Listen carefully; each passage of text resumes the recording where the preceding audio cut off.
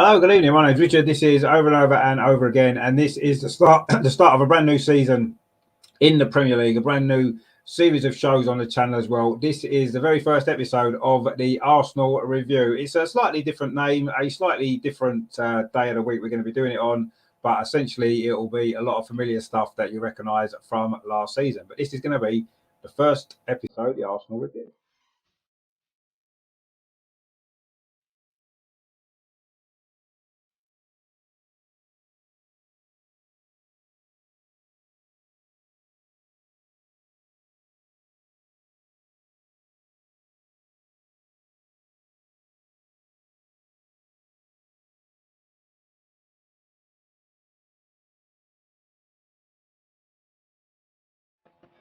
So a nice little funky intro as well, just to set the tone.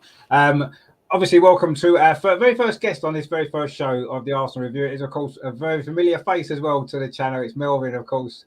How are you doing today, Melvin? Yeah, fine, thanks. We've had a good pre-season, haven't we? We've had a good couple of months, mate. Not bad at all. We finished there yesterday. Finished it off quite nicely. Yeah, yesterday was a very good way to finish the summer, wasn't it? Summer of football, watching the women obviously win the Euros. And we will have Neil join us very shortly as well. And hopefully Adam, who was at Wembley yesterday, actually. Plus he was at the Emirates Cup game on Saturday. So he's had a busy weekend of football. So hopefully he'll be able to join us in time. He's obviously...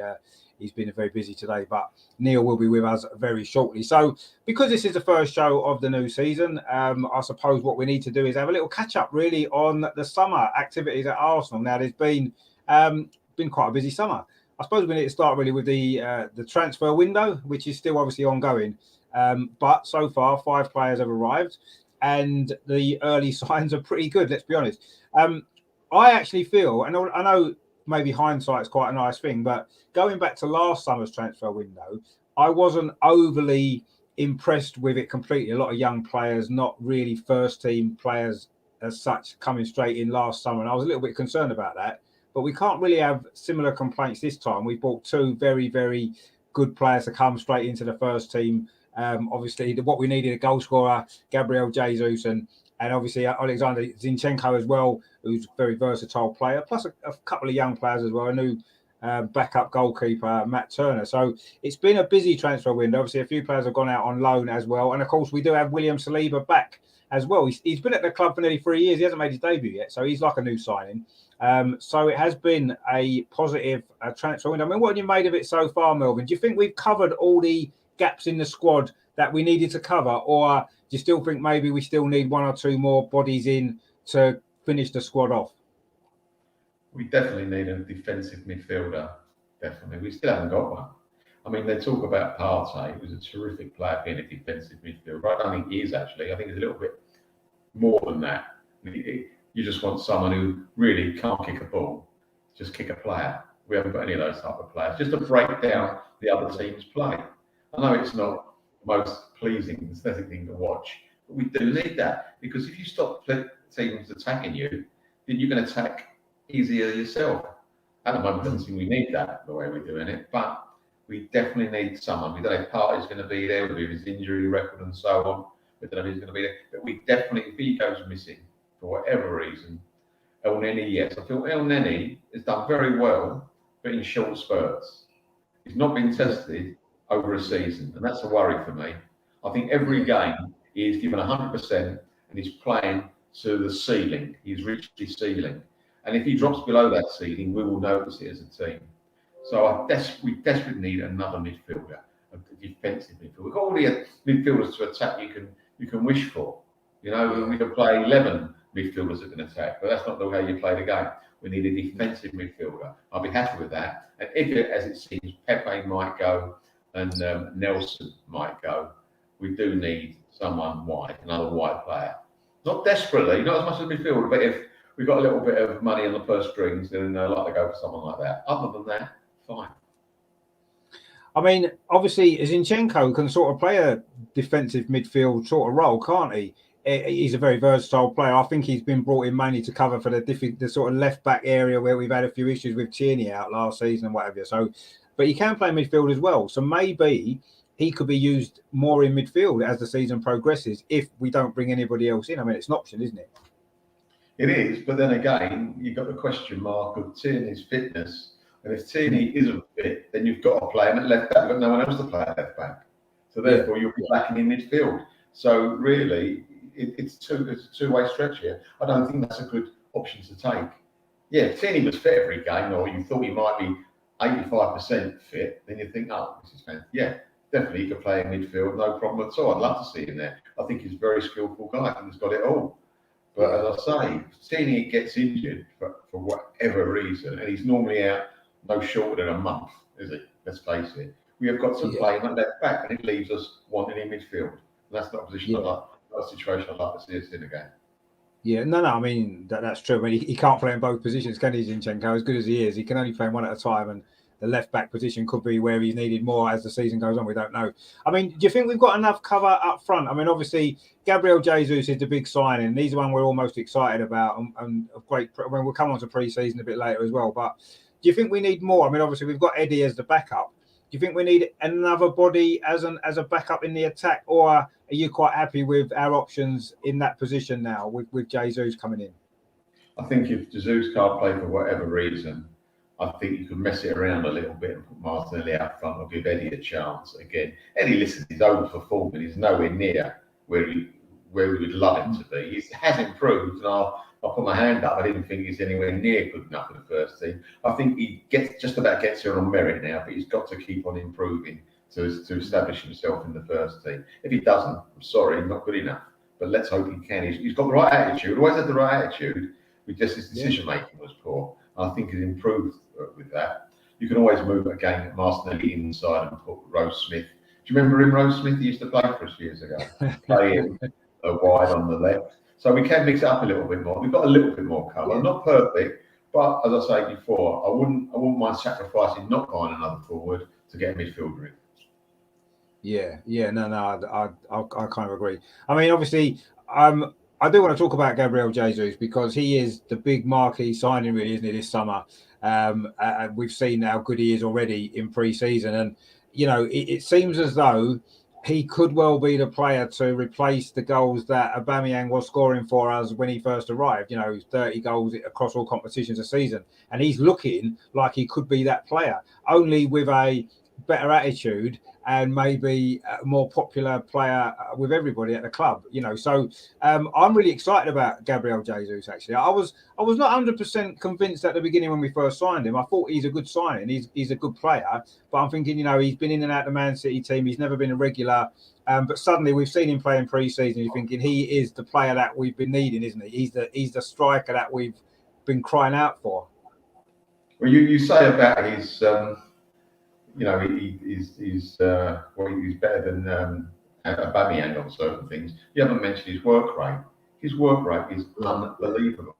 Aubameyang, with all due respect, as good a player as he was, his work rate wasn't the greatest. In fact, when he crossed the halfway line coming back, we all thought he would get a medal because he did it so, you know, never used to do it.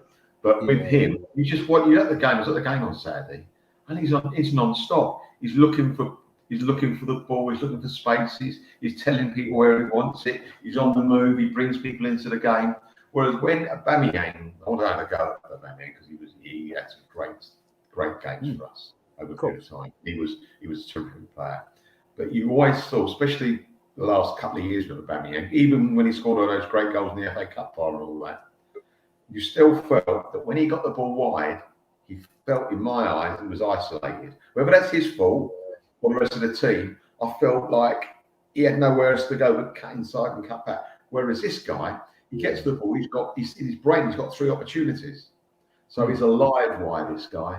Not only does he put the ball in it, and you were talking about Aubameyang, let's talk about him in respect to Lacazette. I mean, every goal he scored, with all due respect, Lacazette wouldn't have scored any of those. Number one, he wouldn't have been in the place. Wouldn't have been there. No. He'd been puffing away somewhere at the halfway line.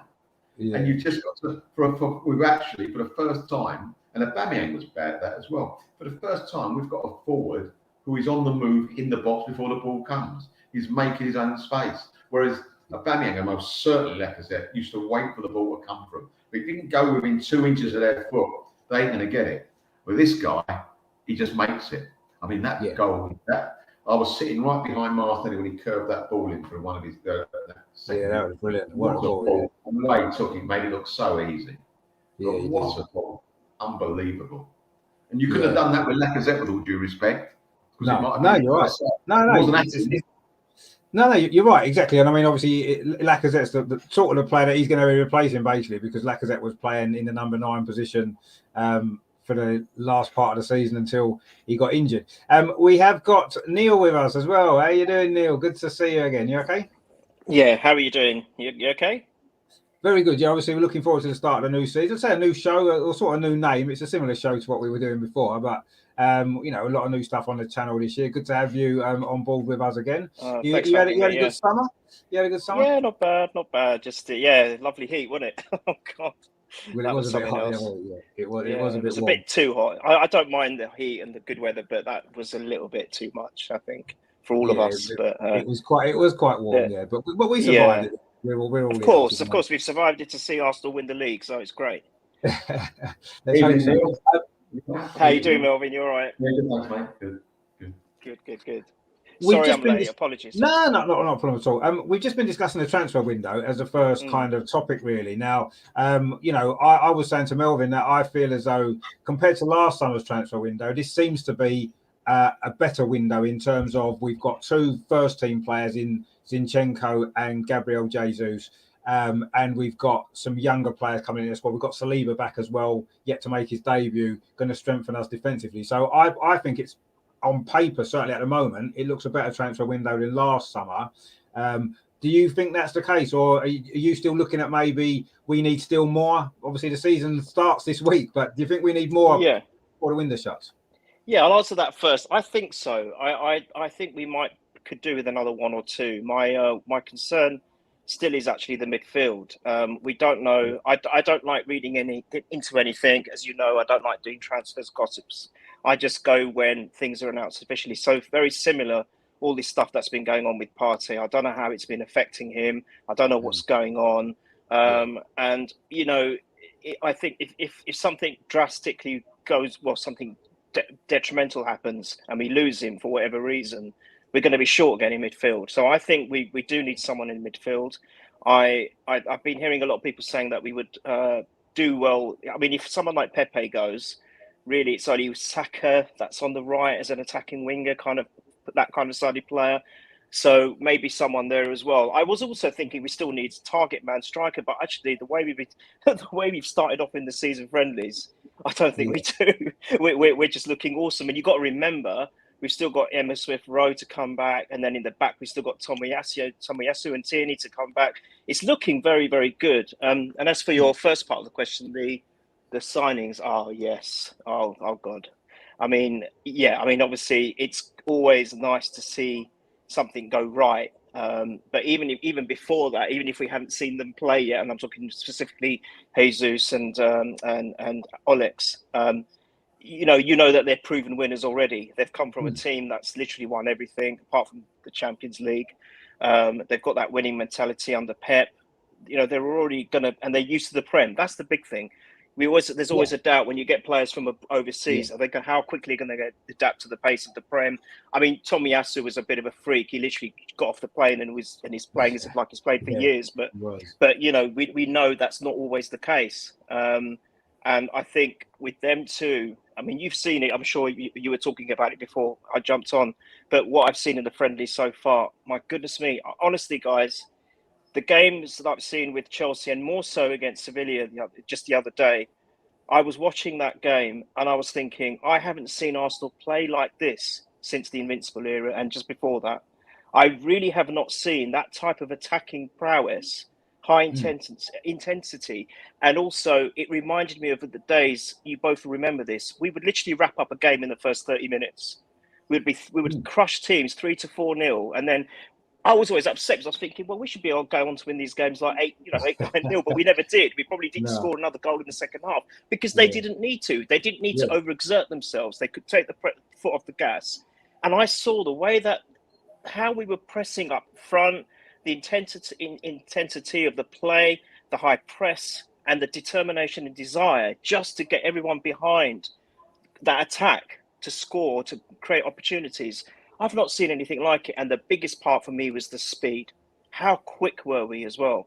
And inevitably, you think that would die off, and I guess it did. Going into the second half, but then I was still surprised. We still had a killer goal in us, which Eddie Nketiah finished from the Martinelli assist. How quick was that transition? So we've got lots to look forward to. I really have a good feeling about this season. I think it's going to be a good one. As long as touch wood, there are no key injuries, and that has been a plague on Arsenal for years. So no key injuries. No. And we should You're 100% good. right. The injuries are always going to be an issue, but this is why maybe. I mean, I was just speaking to Melvin about it before. Is the squad strong enough? I mean, bearing in mind, we've got the Europa League this season, which we didn't have last season, so it's an extra load of games. And we are always at the mercy of injuries. We know that because that's Arsenal for you, isn't it? That's our history has been littered with key injuries. So do you feel at this moment in time, obviously the transfer window's still got another couple of weeks, few weeks to go. Do you feel as though we desperately need more bodies in? Or if we started the season as we are now with this group of players, this squad, bearing in mind Fabio Vieira hasn't really played yet because of an injury. He's still to come in. So, he's there as well. Do you think we need any more bodies in, or would you be quite happy with the squad as it is now to tackle this season with the Europa League as well? Is that to me or Melvin? Sorry. Well, to you, I mean, Melvin sort of answered it a bit earlier. Actually. Oh, he's already... okay, sorry, beg your pardon. No, I'm greedy, Richard. I think we need 2 more. No, honestly, and for the reasons I just said earlier. What positions? Yeah, as I said, I think we need someone in midfield. I mean, right. I know we're not going to be able to please everyone. I know we could get some really stonking signings in, and they're going to get maybe a little bit disgruntled because they're not going to get in. I mean, that 11 that we've seen in the last 2 games, the starting 11, I think is close to as good as we're going to see. Going into the season. So what happens? Even with the likes of Emil Smith-Rowe, Tomiyasu, Tierney, how do they get back in? I mean, there's a chance that Tierney could come back in, move into the midfield role, and Alex could move into the midfield role because he's got that versatility. So that might answer the question of me saying we needed someone else in midfield. But I still think, I want to see, I want to find, I've said this to you so many times before in the pods, I want to see ambition from this club. I want to see intent. And I think if we can get even one more, even if we get one more, and a good signing, not someone we've never heard of or a youngster for the future. I want something a player that can come in and do the business right from the off, pretty much like Jesus has come in and done. And I think if we do that, we are showing the rest of the league and all our opponents that we mean business now. We're a team to be feared ourselves. As soon as we get that back, where teams look at their fixture list and think, oh my God, this weekend we got Arsenal, and that puts the fear of dread into them. We need to get back to that stage. I'm not talking about let's go and win everything and nothing less will do. I'm talking about teams fearing us and we pushing in every single match. We make the opposition work. We might lose a few games, but I don't want to lose with a whimper. And I think to do that, we need the depth, Richard. We do need that depth, especially now. We're no longer, as you said, we're no longer in 3 competitions. We're back in Europe, albeit the Europa League. But we need to have that depth. So no, I think for me actually 2, but I'll take 1 if that's all we're going to get. I mean, I would like to see at least one more body come in, and maybe someone who can fit straight in the team. I mean, Tielemans is still being talked about, isn't he, as a potential signing, and that would be a good move as things stand at the moment. But I guess the next kind of thing really I wanted to look at was obviously the pre-season games, because pretty much gone as well, better than we could have maybe hoped for, really, with the wins that we've had, the goals that we've scored, the performances that, as you said, Neil, there, the pace that we're playing at, which is something that we haven't done under Arteta really consistently enough previously. It's been too slow, and we've said that plenty of times on the channel, haven't we? Too slow transitioning the ball, too slow making decisions in the final third, and that seems to have changed in pre-season. Almost, Jesus has come in and suddenly bang, it's all falling into place. It seems to have done. It's not just because of that, obviously. I mean, Melvin, what have you made of the pre-season games? Because, I mean, we've won, apart from the sort of second team, youth team friendly against Brentford, we've won all the other games pretty convincingly, most of them. And we've looked a very good side, actually, haven't we? We have looked a very good team. We have. I mean, it's a bit of a catch-22, isn't it? The quicker you remove the ball, the better you get. The better you get, you've got more confidence, you've got to move the ball quicker. And that's what it is. We've seen it so many times before when we're playing a team and we've got no confidence. And what do? to the right back, to the centre half, back to the right back, to the left back. Slow, quick, slow. And I think with this team, which might be quite exciting, is that when we play inferior teams, and I will say that because there are inferior teams, they were quite happy to defend against us and go on the break because they knew we had nothing to give them. We were just kicking it around the halfway line and crossing it. We've got so much movement up front now, they cannot defend, they cannot chance to defend on the 6-yard box like they could against us a year or two ago. Because it's easy to defend against us. You're just putting crosses in, 6'8" centre halves, especially with the 2 forwards we had, which was no movement in the box, waiting for the ball to come to them. Now we've got so much movement from so many different angles, they can't afford to do it. And so that's another string to our bow. And also, they can't really, to a certain degree, can't afford to attack us too much now. Because if they do break and it breaks down, they will be struggling with the pace we've got and the speed that we attack with. So it's a very big word in life, and if we can keep this up, it'll just be so exciting. Before the game, I was sitting with my son Craig. I went, you know what? This is the most excited I've been for a game for years. There's something about it, there's a feel about it, And within 20 minutes, we realised why. It was really, really fantastic. And a joy to watch, and the Chelsea game as well. I stayed up late to watch that. Again, I'm watching it. It's like, I know that Chelsea are in disarray. Don't get me wrong, they're in disarray, but they've still got good players. And no player, even if in a friendly, when you play, you play school matches, but then you play a friendly. There's no such thing as a friendly in football, in my opinion. You're against someone, you want to win. And those players couldn't win with us, the football we were playing. And I noticed something. I saw Andrew on Saturday. I said it this week before the game, but we didn't see it too much against Seville because it didn't have to happen. But I've noticed, especially against Chelsea, what we were doing niggly fouls in their half to break them down, Chelsea, before they got going. We never do that. We do fouls at the edge of our box, give away dangerous free kicks, and also get booked. When you do fouls at the other end, you've got far less chance of getting booked because the referee doesn't think you're cheating. And we got a little bit more, I think we've got a bit more clever with that now. And that added to our game will definitely improve us as well. Yeah, no, I 100% agree with you. And I've been pleasantly surprised by what I've seen in pre. I didn't stay up and watch the games live in America, at 2:00 in the morning. I've seen them back, obviously, replays of them since. And I've actually been pleasantly surprised by the speed that we are passing the ball now forward, getting it forward a lot quicker. And as you said, the movement as well has been refreshing to see. I'm maybe not quite as enthusiastic as Neil about saying it's the best football since the Invincible team. It's been good. I'm not going to say it's not been good, but let's just reel ourselves back in just a slightly. I want to believe, Richard. You know that. No. I hope you're right. It has been good to watch, and that's one of my biggest problems in the last couple of years has been the football in general hasn't been enjoyable to watch because it's been slow, it's been sideways, it's been backwards. We haven't had any real threat going forward. We don't get in behind defences enough.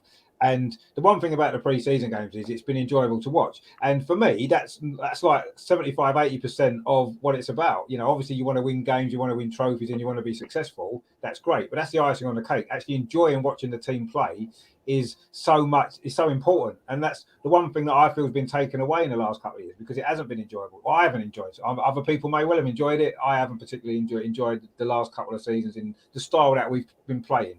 But this season, the pre-season so far, that's changed for me. I've enjoyed watching the game. We look exciting. We look an exciting team. And whether we win stuff or we don't win things, ultimately, if I've enjoyed watching us play, I'll be reasonably happy, and I'm not going to have too many complaints if I'm totally honest. Neil, what have you made of the pre-season overall? Because the results have been amazing, really, and the football's been pretty good. But do we need to bear in mind, we don't know where we have been in terms of the other teams, in terms of preparation? Have we been slightly ahead of all the other teams, which is why we've looked a lot quicker, a lot better than them? Or is it just simply because we've just become a better team for various different reasons, as we've said, maybe with playing a slightly different style, new signings come in. I mean, do you think that we should take too much from the pre-season into the season, or do we maybe want to just wait until Friday and see what happens on Friday first? But I mean, you must be excited, because I am excited about watching us play now.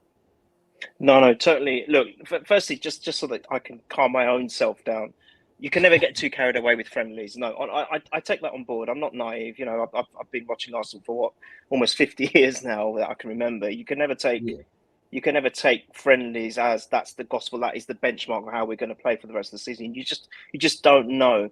But the difference between this year's or this summer's friendlies to the ones I've seen in years past is there is just something different about the whole team. It's not just a few players that we've mentioned. It's just everyone. And I don't know what's happened. It could be just the injection of those one or two players that come in and have changed the whole dynamic of everything. It could have been Richard and Melvin. That could have been, those are the two areas where we just were missing so badly. So everything else wasn't quite working. You know, when a well-oiled machine can only be as good as some of its parts. And maybe those two or three components were missing. So it could be that now it's all come together. Maybe this was Arteta's plan right from the off, but he just didn't have the players in place that he needed. And now he's got all of that on his chessboard.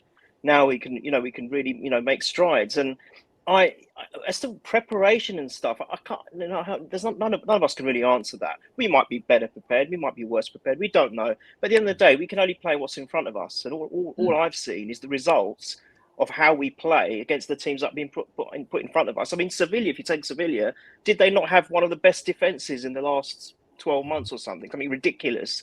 And then we've actually destroyed it in one game, literally. In 20 minutes. So, yeah, exactly. So, that's got to count for something, no matter what. And Melvin's right.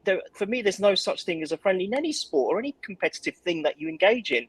And if I was to have a game of cards now with you two, I'd want to win. It's as simple as that. You have an opponent in front of you, and you just want to do better. Even if it's a friendly match, you still want to do the best that you can. So, you can, in that respect, can say that, okay, well, this could be the sign of things to come for us. But again, let's not get too carried away. And it's even a player like Saliba, who I think is a monster. He's come in. He's literally been absolutely world class. For him to come in and give that partnership to Gabriel at the back, I think it's going to be massive. It really is going to be significant. So even him slotting in, it's an infectious thing. I've always said about this, use the word infectious. You see these two powerhouses all forming a good relationship at the back. That's the foundation for the whole of the park. If you know that you're solid at the back, it can allow the more adventurous and creative players to do what they need to do rather than worry about defending, which then obviously is the byproduct of that is helping the front line do what they need to do. And I just think it just flows. And I think, I just think that all the pieces are now in the right place. And I think we're going to be a hard team to contend with. I think we will see pretty much the same thing again going into Friday. I hope so anyway. I mean, Crystal Palace are no mugs. You saw what they're like against us. Their ground is very oppressive. They're going to want to repeat what they did last season. And to be fair, they were brilliant. I can't take it away from them. I'm a football fan as well, and their fans were brilliant. The noise in the stadium was brilliant, and their players performed aptly. But I think now we're a different kettle of fish, and I think we might surprise Vieira. And if this is it, and if this was Arteta's vision, all the critics, everything aimed against him, and if this actually pans out to be the way we start playing, and this is the beginning of how we're starting this as we mean to go on, and this is going to be the sign of our identity now, Richard.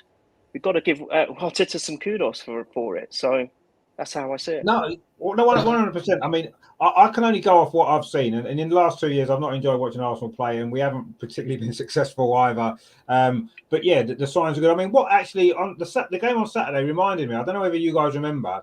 Back in the summer of 1997, we played a pre-season friendly away at Norwich. Just before the season started, we beat them 6-2, and we just bought Overmars, we just bought Petit, and they came in the team, and I think Ian Wright scored a hat-trick. And we were brilliant that day. We actually ripped Norwich to pieces. And I came away from that game thinking this could be a really good season. And we know what happened at the end of that season. We won the double. I'm not saying we're going to win the double this season, no. But no, we're going to win the quad instead. I've got a similar kind of vibe. Watching the game against Sevilla as I did to that Norwich game, as though, you know, you can see I could see big improvements from that Norwich game from what we've been doing the season before. We hadn't been bad the season before, but you could see how much better we were going to be. And that's obviously what happened. And I'm hoping that we're going to get a similar result in terms of we will see all the improvements this season. Whether it's going to be enough for us to win things, we don't know, because we've been quite a long way off, haven't we? A lot of ground to make up. But ultimately, I'm quite excited about that, seeing how this might pan out now. And I haven't felt this way for the last few summers, definitely, because it's been a little bit, not very exciting to watch. And we've got a few comments coming. James, he says, evening, Rich Melvin and AirPod Neilbert. David's in the chat as well. He says, Richard, thanks for the show, guys. No, thanks for you for watching. I'll say, Changel says there, shouldn't it be preview? Well, no, you see, because we're reviewing pre-season, we're reviewing the transfer window, aren't we? And we're going to be previewing the game as well. But, you know, it's a bit of both, isn't it? So I suppose it's, you know, it is what it is. You'll see as the season goes on, it's going to be more looking back on what's just gone on as opposed to anything else. Terry as well. How you doing, Terry? He says, good evening, Richard, Magic Melvin and Neil. How you doing, Terry? Again, I know you was in earlier on our earlier show. Our Changel says again, no depth up front or in midfield, and the goalkeeper situation worries me. But the first part of the season is only 3 months long. Well, it's true, it is only 3 months long because of the break for the World Cup. Yes, I'm a little bit worried about the goalkeeper situation in terms of I feel as though we had a better backup goalkeeper than we've got now. So we've weakened that area slightly, but hopefully we won't need to worry too much about that because he won't play too much other than Europa League. Terry says, my big worry, has Arteta learned anything as in-game and player management, especially when we go behind? Well, we won't know that until we see it in action, will we? We can't really judge that at the moment. We're hoping and praying that he has learned from previous mistakes that he's made in game management and player management. But, you know, I know you're not going to learn anything in pre-season on that kind of things until the season starts and things are going against us. How do we react? Then we'll know. And hopefully we'll see improvements. Arteta says, I haven't enjoyed watching us play for the last 15 years. No, I wouldn't say 15 years. I mean, bits and pieces of it have been better, but the last few years in particular, I haven't particularly enjoyed. But that's in the past. And it's a new season. It's a fresh start. And I want to try and go into the season without being dragged down by what's happened previously in the last few years, which I haven't enjoyed at all. And I don't want to go into another season or go through another season feeling like that, to be honest, because I want to be excited again about watching Arsenal and I want to get that back. And hopefully the signs so far are good. Let's be honest, they are. Now, there's been another big change in pre-season. Well, not a big change, but there has been a change in pre-season in terms of the fact that Mikel Arteta has named his permanent captain for going forward. Not really a big surprise. Martin Ødegaard, it is, of course, as you know. Now, he did captain the side towards the end of last season anyway. We kind of expected it. What are our feelings about that? And Melvin, how do you feel about Ødegaard being made permanent captain? He's a very young player still, of course. He's a very good player, but he's still young, isn't he? Do you think that's the right choice, or would you have maybe looked elsewhere? It's probably the right price. I'm not over the moon about it, really. I mean, the only drawback, I'm sorry to be a drawback on a night like tonight, he's a terrific player, but there's a big but. I believe he sometimes goes missing when things aren't going well. Yeah, he does. And that's the only. I mean, I think he gives 100%. He's on the ball. He moves the ball quickly. I mean, he's one of the reasons that we are being successful. Let's face it. It just worries me, as I say. Certain games last season, I'm sitting there thinking, "Where are you, mate?" When he wasn't captain, before he was captain, where are you? You can get us out of this. He got out of it against West Ham a couple of years ago. And he's not done it since. And I'm not blaming him because we got in this situation. I'm just thinking players like him are very highly rated in a very, very important position. Should be looking to put something more on the table, get us out of something. No, listen, I think he's got the right attitude, and obviously Arteta's seen how he is among the other players. We can't knock that. And it's not as if we had a definite captain there, but at least we've got a captain now. At least we know, before the last few years, who's the captain? It all depends who picks up the armband first, doesn't it, really? Now, at least now we know we've got a captain. Let's move forward with that. He's captain, good. It's another constant. I love constants. In certain situations, we go with it. Yeah, I mean, you're right. The fact that there wasn't an awful lot of other candidates, let's be honest. It wasn't like we're overrun with natural leaders in the team. Xhaka probably the most natural one, but he's already said he didn't want to do it anyway, and I don't think that would have been a popular choice. And the good thing about Martin Odegaard for me is it looks like a long-term choice because he's a young player. It looks like he's going to be with the club for quite a while, and it's like he could be captain for 6-7 years, couldn't he? Which is what we haven't had. We seem to have changed captains quite regularly because the wrong players maybe have been picked in the first place. Perhaps that's probably why we've had a lot of issues with our captain, and hopefully, I'd not necessarily feel he doesn't strike me as being the sort of leader that I would imagine we should have. But ultimately, I can see the benefits to it. I say long term kind of side of it. He's going to play every week. He doesn't get injured too often, really, does he? He hardly gets injured at all, which is another bonus. And I think he leads by example on the pitch by the way that he plays and stuff like that. But I agree with Melvin. He doesn't seem like the sort of player that when things are going badly, he's going to rally the troops, in Tony Adams kind of style. Not that we'll get another Tony Adams type captain, but he doesn't look as though he's going to do that if things are going bad. And sometimes you need your captain to do that, don't you? It's going to be other players are maybe going to have to step in and take that role, which really the captain should be doing. Not that Aubameyang did it before, or even previous captains as well. So it's not like we've had that and now we're not having it. Neil, what do you make? Yeah, exactly. I mean, Neil, what do you make of the choice of captain? Are you happy with that, or would you have? Is there anybody else that you maybe would have preferred at this moment in time? I went through a cycle of who I wanted. So first it was Tierney, and then obviously he started getting injured all the time. I thought, right, he's not going to do it. I kind of had thoughts with Gabriel at the back, but then obviously there is a language barrier. But I'm sure that's improving. It's got to be improving by now. And then when Ramsdale came, I thought, oh my God, he's brilliant. He's perfect choice. And I'm not a fan of goalkeepers and captains, but I thought the way he is and the kind of character is, he might actually might work. I've always liked someone at the back because they can see the whole pitch. They're looking up front. I've never been a fan of strikers as captains. Even when Henry was a captain, I was a bit.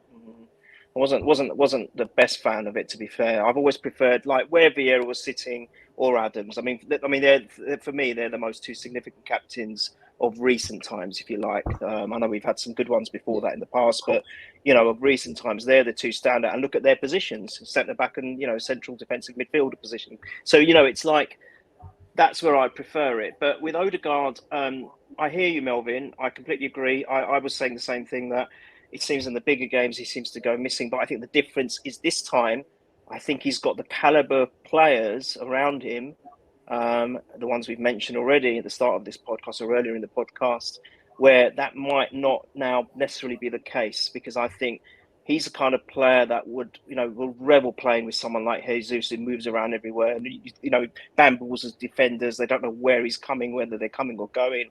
And I think that might help him in the sense of him not being so, quiet in those kind of games where we might be struggling.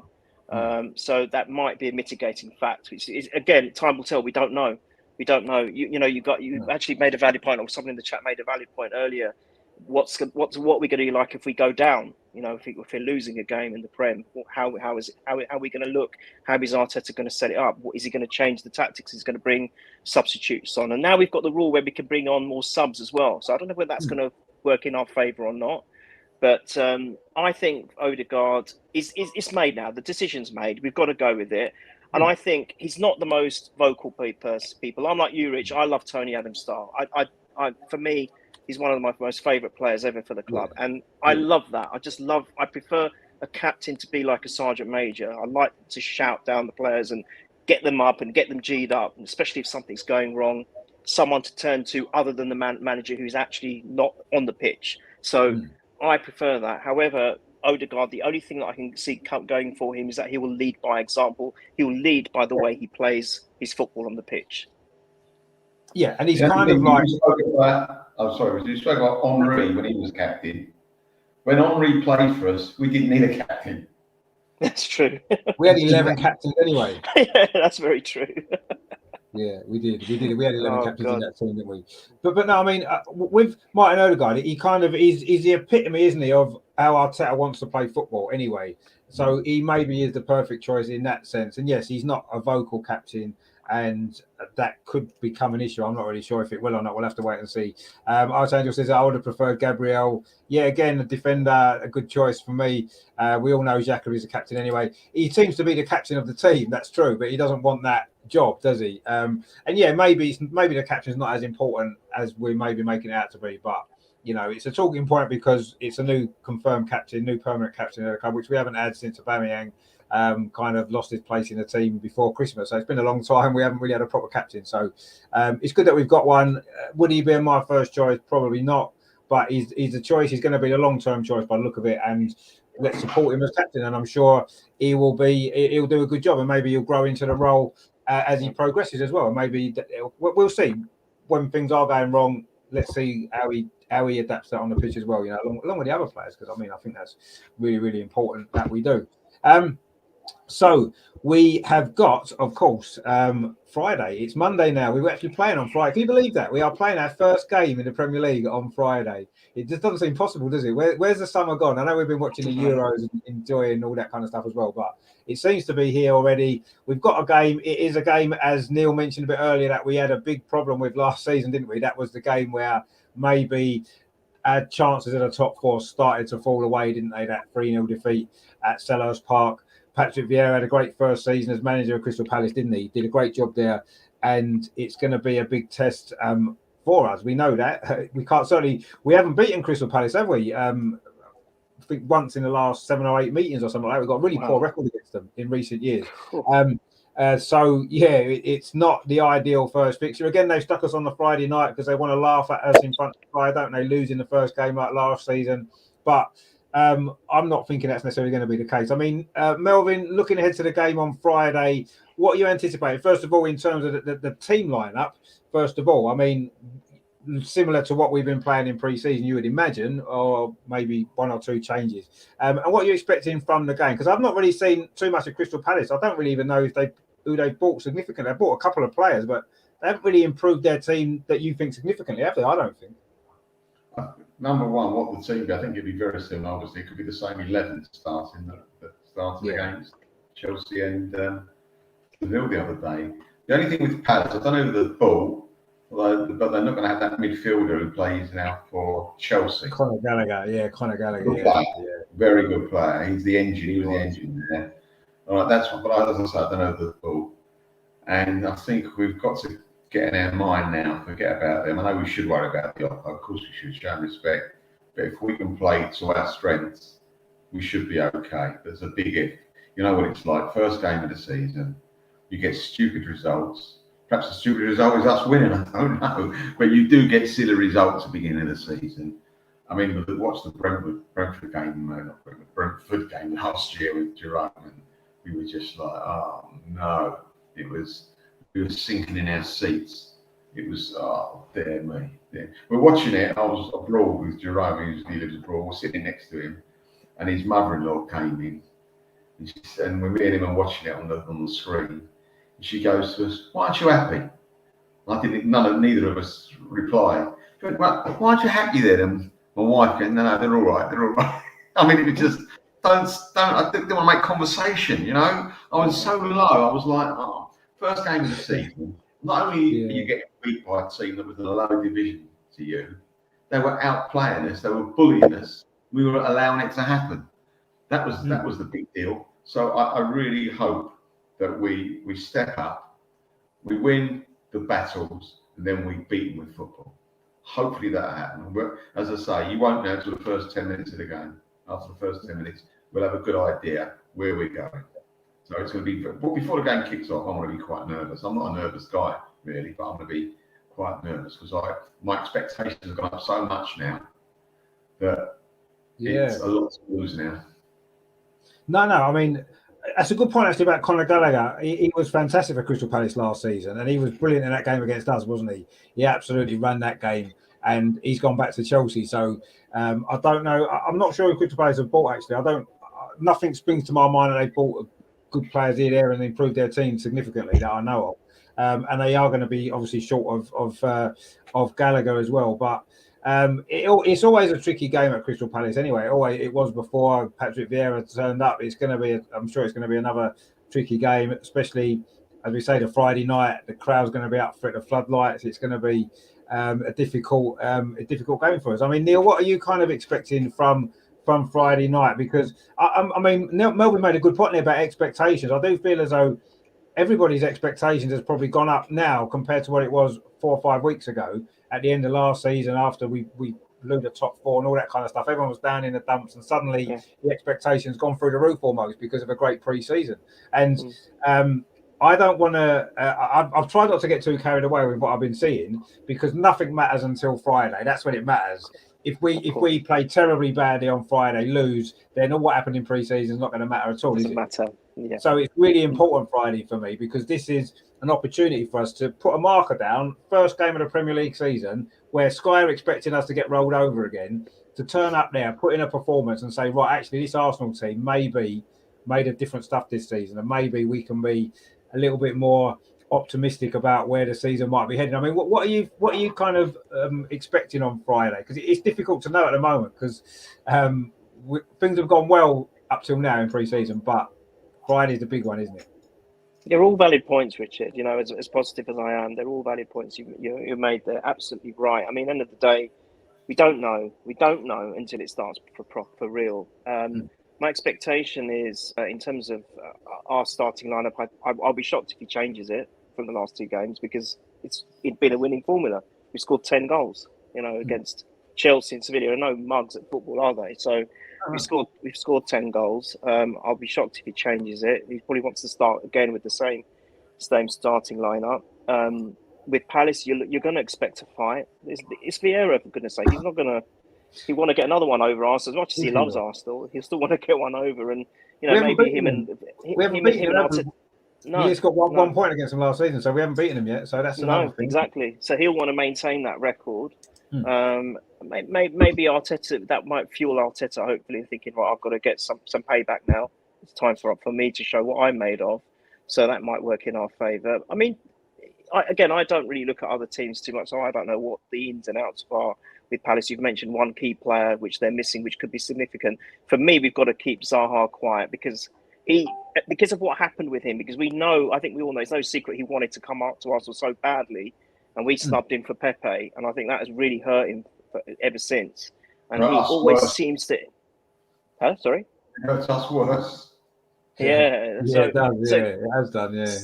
Exactly. So he always steps up. He always wants to prove a point. I think if we can keep him quiet, or relatively quiet, and then we just play the way we have in the last couple of games, hopefully, fingers crossed, I can see a win. I can actually see us doing it. But it's a massive question mark. We just don't know. You see, if we were doing this podcast 5 games into the season proper, Richard, we would have a better idea of what we're all about. At the moment, all we do have to go on, and it's completely human nature to feel lifted after what we've seen. I think the only difference, again, what I'm saying is I have not seen a pre-season like it for, I can't even remember when. We've completely dominated the pre-season, but not just dominated it. We played good football as well. And a type of football that we have not seen. I do remember an Emirates Cup where Yaya Sanogo scored 4 goals in a game, actually. That's true.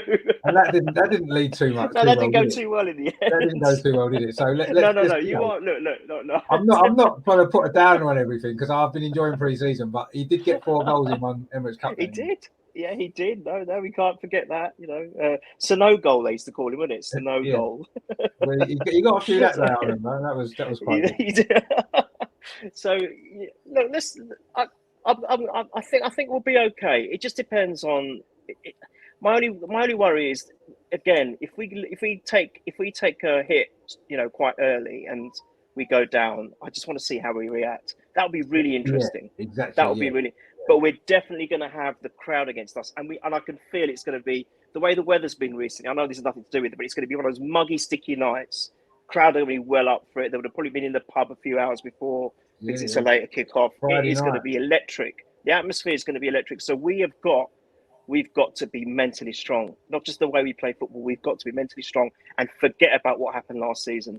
This is a new season now. Yes, it is a new. Yeah, no, exactly. Yeah, we need to put that disappointment at the end of last season behind us. We seem to have done so far, but as Terry in the chat there put a good point. He says, "Hi guys, forget pre-season. The Premier League is a cruel and unforgiving mistress. Piss her off. Vieira will be visiting the wife and calling HMRC. Let's stay calm and hide the cash under the floorboards. Indeed, that's what we need to do. Terry says there, Saha is a right diving git. Well, he does go down quite easily. I don't think there's any doubt about that. He looks for bodily contact more than a bloke wearing a leather cap in a gay bar. No, I'm sure that's just speculation, Terry. I'm sure.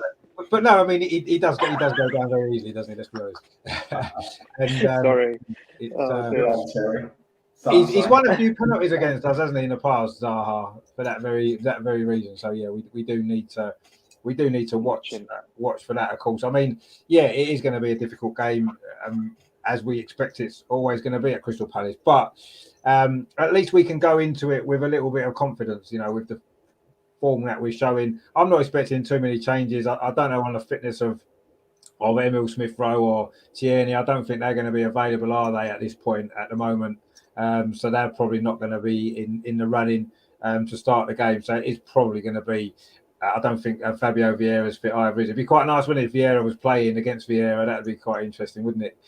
We'd be singing Vieira and you wouldn't know what we were talking about. But anyway, he won't be playing, I wouldn't have thought. Right, okay. I mean, what I want to do is I do want to sort of just go into maybe the season as a whole, what our expectations are, and see how much they've changed from a year ago when we did a similar thing. But we do need to get a score prediction first for Friday. Melvin, what are you predicting? The first game of the season, predicting it because you don't really know where you are, particularly in relation to being competitive, where the other team that you're playing are, and all that kind of stuff. But we'll just go for a score prediction anyway, just for a laugh. I've given it a lot of thought. Given it a lot of thought. In fact, it's about 6 weeks I've been giving it a lot of thought. Wow. And 2-0 to the Arsenal. I've worked all out, all combinations. 2-0. We're going to win. Is that what came out of the computer? Did it? Yeah. You put all the different scenarios in, and that's what came out. Well, I mean, a 2-0 win to start the season would be fantastic, wouldn't it? Bearing in mind, when you look at, I'm not taking anybody for granted, but when you look at the run of games we've got after Crystal Palace, they certainly look a lot better for us, don't they? A lot of those fixtures after. So if we can get a win against Crystal Palace, that's going to really set us up well, isn't it? For hopefully a decent start. I mean, Neil, what will be your prediction for Friday then, first of all? I have faith in our defence, so I think we're going to have a clean sheet, and I don't think it's going to be a low-scoring affair. I as much as I'm dreading it for the reasons we've mentioned, I'm going to go for a 3-0 win. Wow, 3-0 to get total revenge for last season's. Yeah, exactly. Just reverse it. Totally. Yeah, I mean, I say my slight concern is the fact that we don't have a great record against Crystal Palace in recent years. No. That's a worry. And obviously, last season's performance at Crystal Palace was a worry. Another night game that was as well, with a big crowd and all that kind of stuff. But it's a different Arsenal this season. We've said that, last season's gone. This is a new season. We've got a few new players. We've got a new, maybe, outlook on it all. So I'm going to predict a win, but I think it's going to be, I'm not predicting it to be quite as comfortable as Neil says. I think maybe 2-1. I think we will win. I think Crystal Palace may well score, but I think we will win 2-1 and get off to a good start. And then who knows, with the games we've got after that, we could be top of the league by the end of August. Who knows? By the end, we could be. I mean, I think that's how important Palace is, because it's a tricky first game. If we can actually win that game, the following fixtures on paper, you look at them and you think, well, actually, they're doable. We see last season, Brentford was worse because then we had blooming City and Chelsea straight after, didn't we? Yeah, and we're like, oh my God. So that's how significant that game was. And we really expected to win that. And then at least even if we did do so well on those teams, at least we were already off to a start. But this season, if we can get off to a win, then you look at the next 4 or 5 fixtures, you're thinking, we could even actually get maximum points in the next 3 or 4 games, and we'd be on top of the table possibly. So, who knows? I mean, does anyone remember the last time we were top of the league? Is it 2016, that season when Leicester won the league and we were top for a while? Is that the last time we've been top of the league? Because it seems like a long, long time ago. Probably. I can't actually remember being top of the league. It's so long ago. Alphabetically, we might have been at the start of the season, Rich. Well, yeah, before it starts. That was before Bournemouth were in the league, but they're in the league this year, aren't they? So they're always out of us. But it's been a long time anyway. So it would be nice if we get a good start and maybe we are top of the league at the end of August. That would be really nice, even though it may not last. I think on that basis, what you said, Neil, I've heard rumours that Tottenham are going to change their name to Aardvark, so they will be top of the league this one. Yeah, it'll be a long time since that. Mind you, wasn't they top of the league after 3 games last year? They'd already won. 9 points.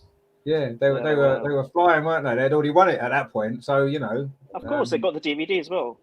Yeah, exactly. Yeah, talking about DVD, actually, there's a little TV show starting this week, isn't there?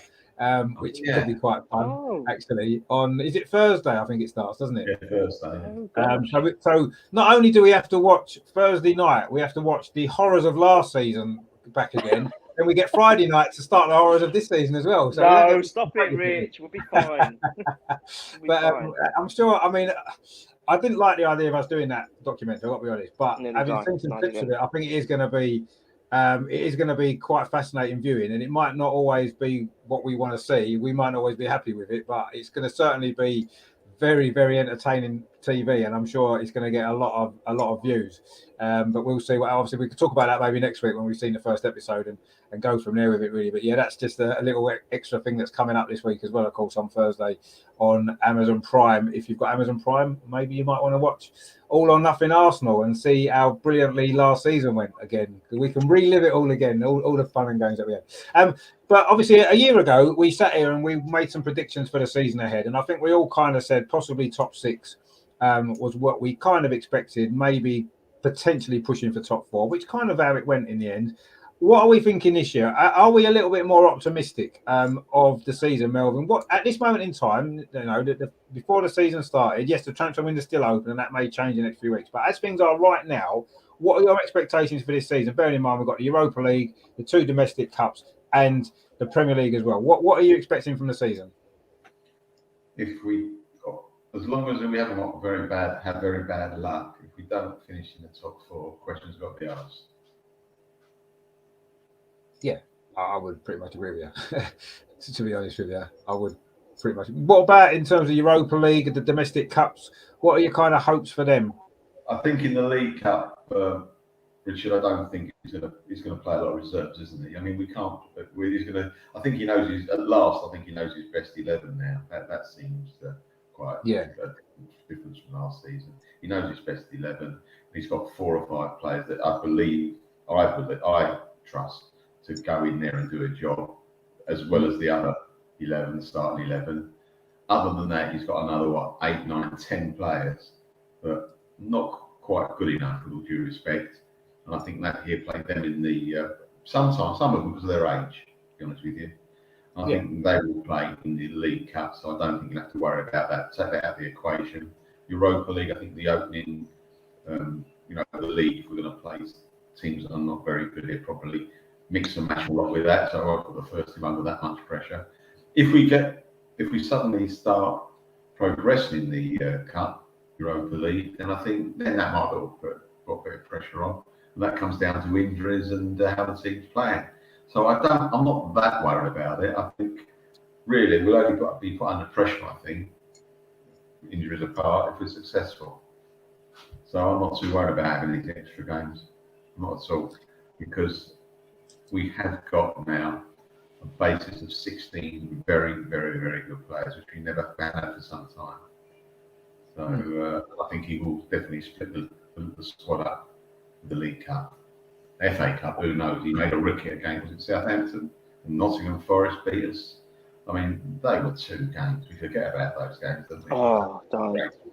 Yeah, they were bad. I don't know why we I don't know if we took it lightly or what we did, but no, we can't let that happen again. We've got to take the FA Cup seriously again.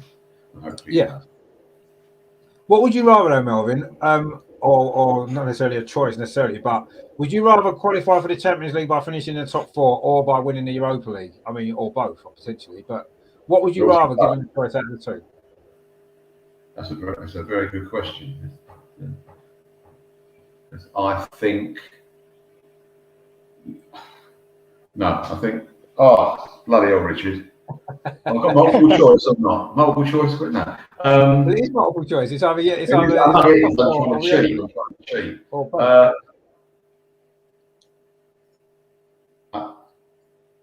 Let's win the Europa League. Go on, let's win it. Yeah. I think if we win the Europa League, I'm more confident us being in the top 4 than winning the Europa League. So if we win the Europa League, I think we get top 4 as well. How about that? Like that one? It's a big stretch on the squad, though, isn't it? To be challenged.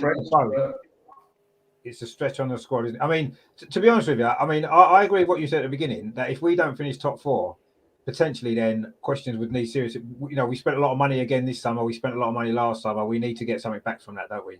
And getting what we need to get back from that is Champions League football. Now, if we won the Europa League and finished outside the top four, we are in the Champions League, so maybe we could forgive, because I think you'd have to rest players if the Europa League semi-final, Europa League final coming up. Possibly that's what happened in Emery's season. It maybe happened a little bit when the season we got to the semi-final under Arteta. So I think it's a big ask to do both.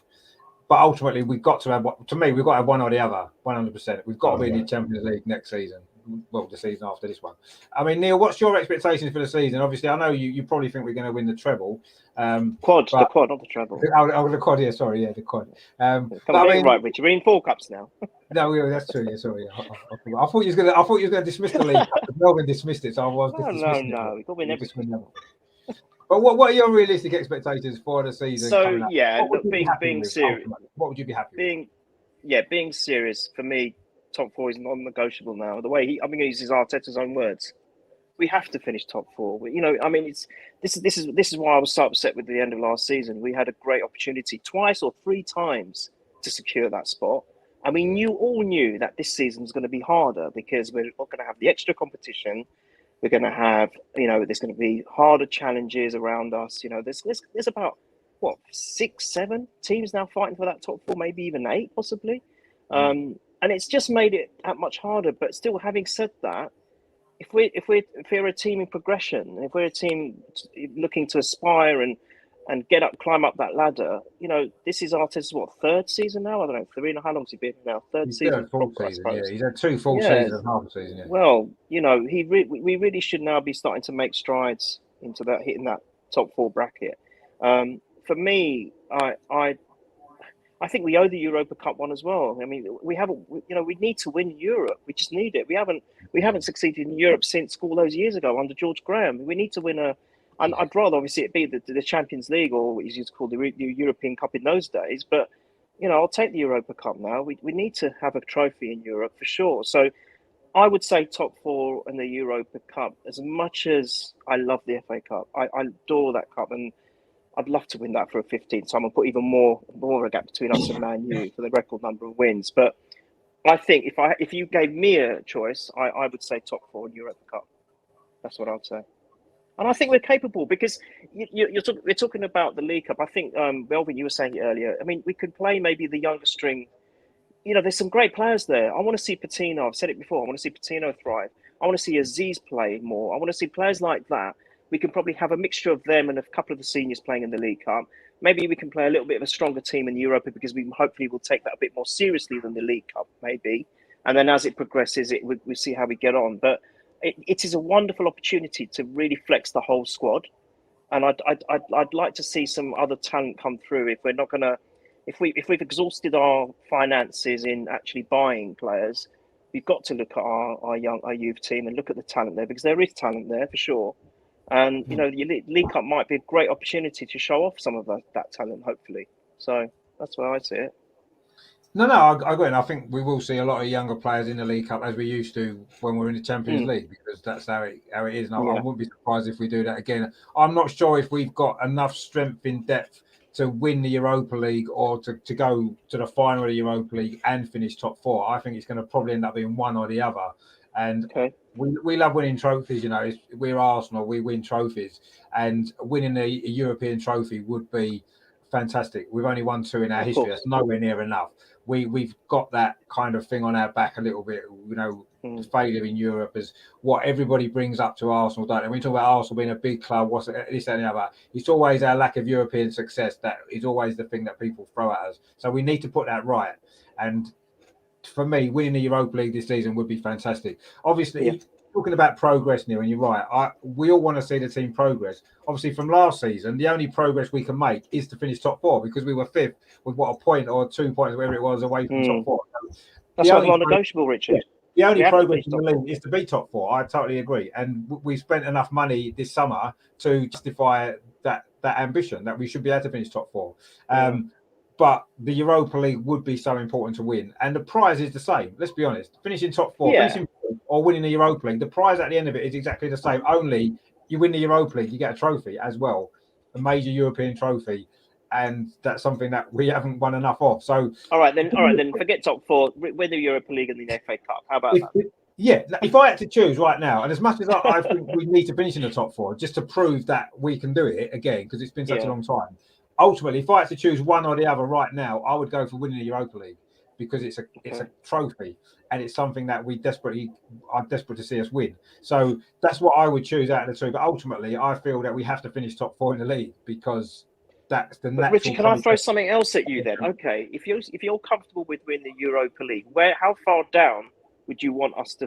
So where would you say we can't finish any lower than this position? So it's no good winning the Europa. Well, I suppose it's still a trophy and it's still a pathway to the Champions League. But can you imagine winning the Europa League and finishing 12th or 13th?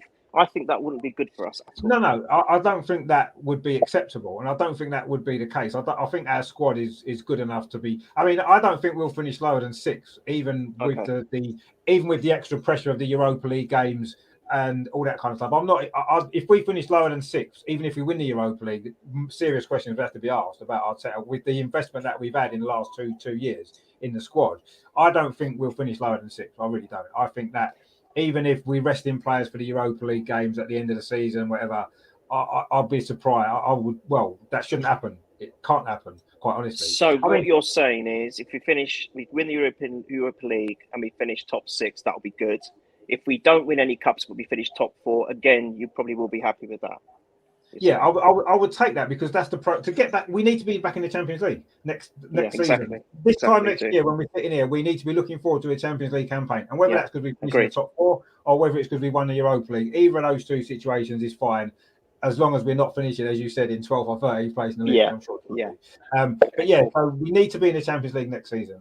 And I believe that, with the investment that we've had, with the players that we've got now, the group of players that we've got, we should be able to do that. That should be everybody at that club should expect that. And if we're not in the Champions League this time next season, I would expect us to have a different manager, quite honestly. Just one thought though.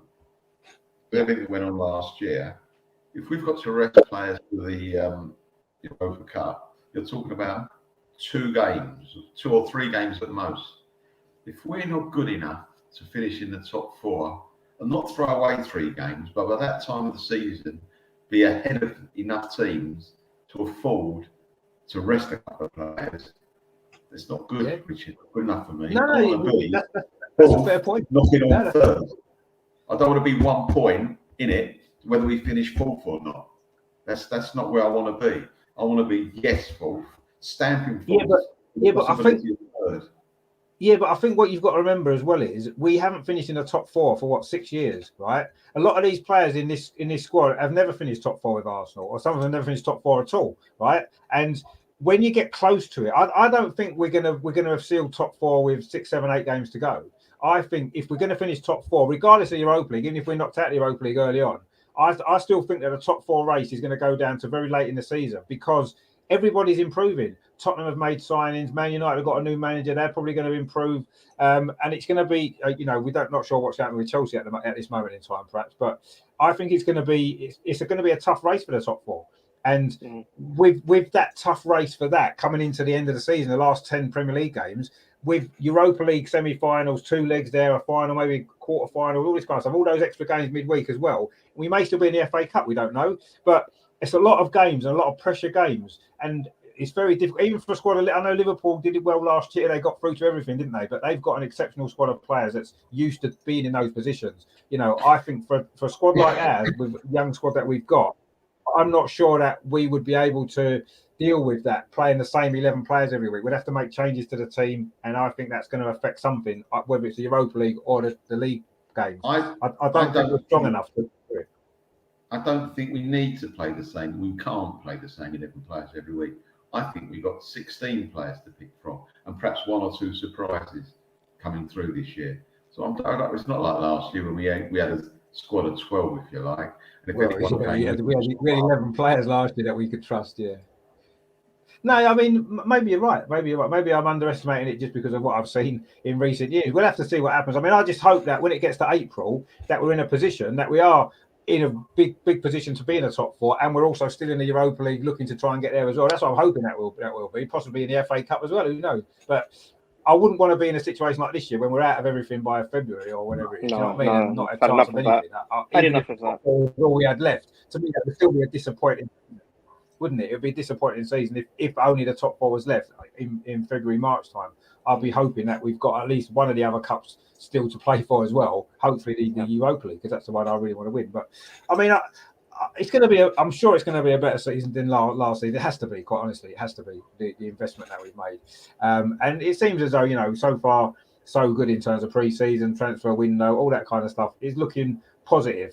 And I'm feeling certainly more positive at this point in time than I have been the last 2 or 3 summers. I must admit, I'm feeling pretty. Probably since we won the FA Cup in 2020, we was a bit positive going into that season, wasn't we?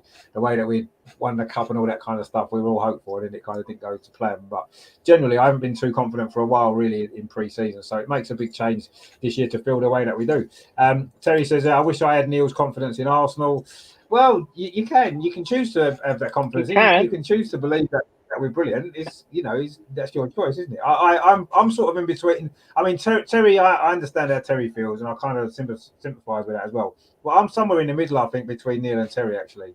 I'm not overly positive generally about the situation at the moment, but I'm not overly negative either. I think I'm looking forward to the season, actually. I must be honest, and I think that's. Well, let's be brutal. Last season, people said we played with a false number 9, right? I reckon we played with a false striker. That was the truth. And we got a striker this season. We have got a striker this season. That's what I'm excited about. I'm excited that we might actually start scoring a few more goals and being excited to watch. And Jesus I like watching Jesus play. I think he's a very good footballer. As you mentioned before, Melvin, his work rate is fantastic. And he's scoring goals. I mean, what more could you want?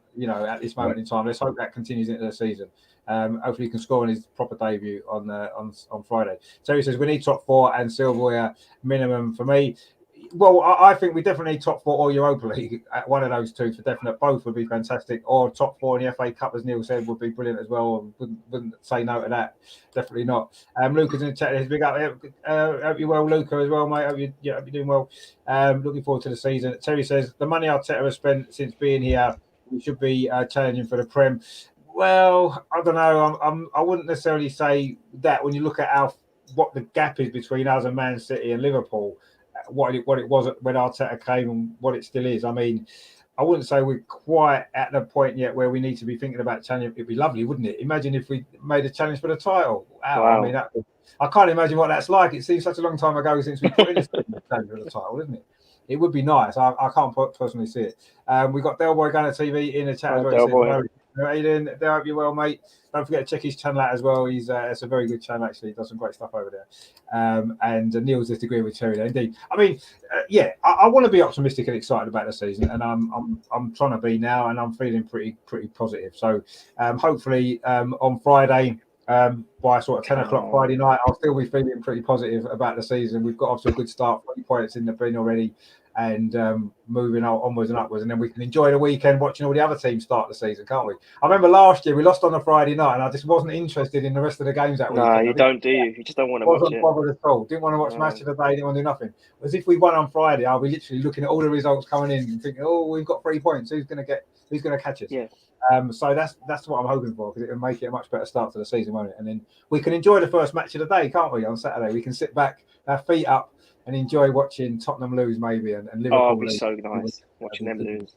What a way to start the season! But we can still dream at the minute because it hasn't started yet. But let's hope. I say Friday.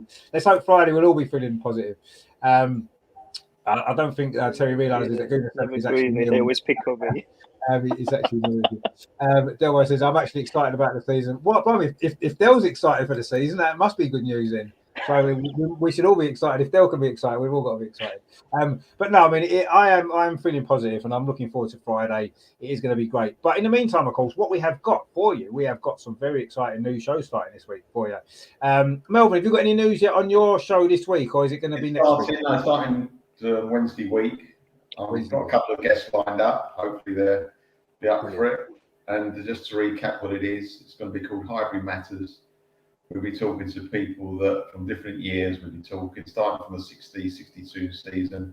We're talking about some memorable games, memories, famous players who played for us around at that time, or things that happened, what things were like on the pitch and off the pitch, politically as well a little bit, and all things like that, to get the feel and let people know, the youngsters, how different it was supporting the Arsenal those years ago, what it was like to go to Highbury. I mean, for a lot of us, the old ones, the old sots like me, it's very nostalgic. For the youngsters, it could be a little bit, educational, but we'll see. Everyone should enjoy it. It should be a lot of fun. Look forward to it. Yeah, no, I'm really, really looking forward to that because I do love a good bit of history, a bit of nostalgia. So that is going to be fantastic. So that'll be the 10th of August, won't it? 10th of August, yeah. 8 o'clock. Good luck, Melvin. Wednesday the 10th of August for that. That is going to be a great show. So please put that in your diary now so you don't miss it, because that is going to be great. And tomorrow we've got Steve's new show. It's going to be called the Arsenal Review Extra Time. He's got a couple of guests coming on. I think that is he's going to be looking at the latest news from Arsenal in a kind of slightly more perhaps fun way, you could call it. It's going to be good, that is, as well. So that's tomorrow at 8 o'clock. So definitely join us for that. And then on Thursday, we have got Adam's new show, the Arsenal Social, which he was on the channel the other night explaining it. Is looking at the social media side of things for Arsenal, what's going on Twitter and Facebook, and also he will be hopefully getting a Crystal Palace fan on to kind of speak about the social media side of things, and also the game as well, all that kind of stuff. So that's on Thursday at 8 o'clock as well. So we've got 2 new shows this week. Melvin's new show next week. I'll be doing a watch along at a Crystal Palace game on Friday, of course, 8 o'clock kickoff, is it? So I'll probably go live about 7:45 with all of that. So there's loads and loads and loads of great stuff on the channel coming up now for the new season, actually, all the way through the season. And hopefully there'll be 1 or 2 more good things coming up as well as we go along. But we're going to be doing these new shows, starting tonight. This is the first one, essentially. So this Arsenal review show will be on a Monday. It's replacing the Tuesday clinic. We're going to do it on a Monday this season. So looking back at the game that we've just played, or maybe 2 games when the Europa League kicks in, and of course, looking at any of the other news that's gone on, and obviously looking ahead as well to the next game that's coming up. So that'll be every Monday when there's a game on, obviously, and I say all these new shows as well. So loads and loads coming up to be excited about for this season. So please subscribe if you haven't done so already. If you've enjoyed this show tonight, give it a like as well. Thank you very much to all you guys in the chat, Terry and the 2 Terrys, actually. Dell's been in. There was a few people in earlier as well, wasn't there? Archangel was in as well, and David as well. So there's been a few people in tonight. So thank you for all your comments as well, Luca as well. And Terry says, I think we played with a false manager. Well, we'll see how false the manager is, won't we? This is his season, isn't it? There's no more excuses, is there? Let's be honest. A lot of people have been making excuses for Arteta. Some of them valid, some of them maybe not so much. But now this season, there's no excuse, is there? If we fail this season, it's all going to fall on him, and that. So he knows that. Everybody knows that. No more excuses. Just get the job done. Get the job done, which is getting in the Champions League. That's the job for the season. The non-negotiables, as Neil said, is getting. Yeah. That's it. So that's what we've got to do. And I'm confident. Richard, sorry, can I just say something if you're about to wrap up? Yeah, of course. Okay. Do you mind if I do a cheeky plug for Michael's new channel, which Absolutely. is coming soon? Oh, yeah, of course you can. Michael's a friend of the channel. Yeah. So Michael, as you may or may not know him, he's known as Chopper. All these years I've known him. I don't know his Twitter handle, but Michael Harris, who's been on the pod, came on the last one of the last pods for the last season, didn't he? Yeah. So he's created a new channel called Arsenal Above All. You can find it on YouTube, you can find it on Twitter. If you look it up on Twitter, then you'll be able to find all the links to his YouTube channel. But it's Arsenal Above All, and he's done a fantastic intro for it. And I think it'll be a good one when it starts. I'm not quite sure when he'll be starting it, but hopefully sooner rather than later. So I just want to wish him all the very best with that, and I'm sure you guys will support him. Yeah, he's a lovely guy, and he deserves a good start in it. So good luck to Michael. No, brilliant. Yeah, we will definitely. I'll be checking it out without a shadow of a doubt. I say everyone watching, please go and check that out as well. He is a great guy, a very knowledgeable Arsenal fan as well. I'm sure he'll be on this channel as well throughout the season. I know he's going to be busy on his own new channel now, but I'm sure we'll be able to get him on at some stage. And one of the shows that we do, we've got a lot of shows coming up this season. So I'm sure he'll find time to come on again. Because he is a great guy, great to speak to him as well. So please support his channel as well, and that would be really, really good. So no problem at all. So I'll say that's that for the first of our new shows, the Arsenal review. This is the first one done, episode 1.